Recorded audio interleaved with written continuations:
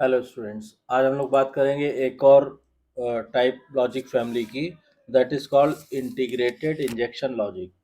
देखिए, integrated injection logic क्या होता है। First we write it here as integrated induction injection logic.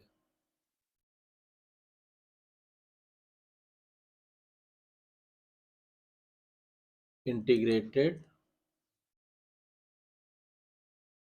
Injection logic, इसको आई स्क्वायर एल लॉजिक भी कहते हैं, या आप इसको आई आई एल लॉजिक भी कह सकते हैं। ठीक है। ये क्या होता है कि ये एक नई टेक्निक है। ठीक है। ये एक नई एलएसआई टेक्निक है and this is also known as merge transistor logic. इस लॉजिक को हम एमटीएल हो गया आपका मर्ज्ड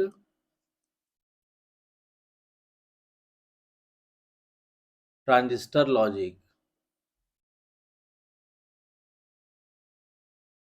इसको हम मर्ज ट्रांजिस्टर लॉजिक भी कहते हैं। इस लॉजिक में खास बात क्या होती है कि ये लॉजिक जो है दोनों टाइप के बीजेटी ट्रांजिस्टर को यूज करता है। इट यूजेस बोथ एन इसमें एनपीएन ट्रांजिस्टर का भी यूज होता है एंड पीएनपी का भी यूज होता है। ठीक है, बाइपोलर जंक्शन ट्रांजिस्टर का, to form a large number of IC gates on a chip. तो इस आई स्क्वायर एल लॉजिक में या एमटीएल लॉजिक में we use both type of transistor, whether it is npn and pnp, to form IC gates on a chip. It reduces the number of metal interconnections. ठीक है। इसमें क्या होता है कि it reduces the number of metal interconnections. When operated at low speeds, I square L dissipates less power. जब इसको हम लो स्पीड पे ऑपरेट करते हैं, कम स्पीड पे, तो क्या होता है कि इसमें जो डिसिपेटेड पावर होती है वो काफ़ी कम होती है। मतलब अभी मान लीजिए कि इसमें जो डिसिपेटेड पावर होती है लो स्पीड, वो तकरीबन 5 मिलीवाट होती है। ठीक है, 5 milliwatt than any logic family including CMOS. और हाई स्पीड पे क्या होता है, अगर मान लीजिए हमने कहा कि इसको हम हाई स्पीड पे अगर यूज़ करेंगे, तो हाई स्पीड पे इसमें जो पावर डिसिपेशन होता है वो होता है केवल 5 मिलीवाट पर गेट। ठीक है। Because of its high speed and less power dissipation it is used in large computer. तो इसमें ये जो क्वालिटी होती है कि हाई स्पीड पे भी पावर डिसिपेशन काफ़ी लो होता है, इसकी वजह से ये मोस्ट सुटेबल रहता है किसमें, आई स्क्वायर लॉजिक लार्ज कंप्यूटर्स में इसका इस्तेमाल किया जाता है। तो ये होता है आई स्क्वायर एल लॉजिक। अब ये कैसे काम करता है, इसके अगर हम ऑपरेशन की बात करें तो पहले हमें क्या करना पड़ेगा। मान लीजिए हम बेसिक आई स्क्वायर एल इन्वर्टर सर्किट को ड्रॉ करते हैं। ठीक है। तो अगर हम इसके ऑपरेशन की बात करें कि ये लॉजिक कैसे काम करता है, ठीक है, इसके लिए क्या करना होगा, आपको पहले I square L logic inverter draw करना होगा। तो मान लीजिए, सपोज कीजिए आपने ये एक ट्रांजिस्टर लिया। ठीक है, ये हो गया। उसके बाद फिर आप यहाँ पे आए, यहाँ पे क्या किया आपने, दूसरा ट्रांजिस्टर लिया सपोज कीजिए इस तरह। ठीक। और इसका बेस और इसका ये जो एमीटर है इस ट्रांजिस्टर का, इसको आपने कंबाइंड रूप से यहाँ पे इसको अर्थिंग कर दिया। ये हो गया। ठीक। उसके बाद ये जो ट्रांजिस्टर है यहाँ पे क्या हुआ, ये हो गया मान लीजिए आपका इंजेक्टर। This is injector. ठीक है। और यहाँ पे ये जो टर्मिनल आ रहा है, यहाँ से आपने सपोज कीजिए ये हो गया लॉजिक इनपुट। ठीक, यहाँ से हम लॉजिक इनपुट करेंगे। ये ट्रांजिस्टर क्या है, ये ट्रांजिस्टर आपको दिख रहा है पीएनपी ट्रांजिस्टर है, सीधा सीधा मान लीजिए Q1। और ये ट्रांजिस्टर है हमारा Q2। और ये ट्रांजिस्टर कौन सा है, एनपीएन है। ठीक, अब इन्वर्टर लॉजिक आउटपुट्स वो आप यहाँ पे ले लीजिए, जैसे यहाँ से आपने लिया, एक तो आ गया आपका आउटपुट ये, ठीक है, दूसरा आ गया ये, तो इसको आपने लिख दिया इन्वर्टर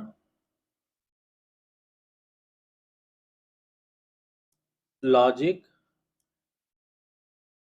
आउटपुट्स। ठीक है, तो ये क्या हो गया, ये आपका सीधा सीधा आई स्क्वायर एल लॉजिक इन्वर्टर हो गया। ठीक, अब इसमें देखिए इसकी वर्किंग की, ऑपरेशन की जहाँ तक हम बात करेंगे, तो इसमें क्या होता है कि द बेसिक सर्किट ये हमने आपको शो कर दिया। अब इसमें क्या होगा कि due to the absence of registers the I square L inverter occupies much smaller area than a T square L inverter. तो चूंकि इसमें रजिस्टर का कहीं यूज नहीं हुआ है, तो इसलिए इस इन्वर्टर का जो साइज होता है, ये जितना एरिया की जरूरत पड़ती है वो काफी कम होती है in comparison with TTL inverter.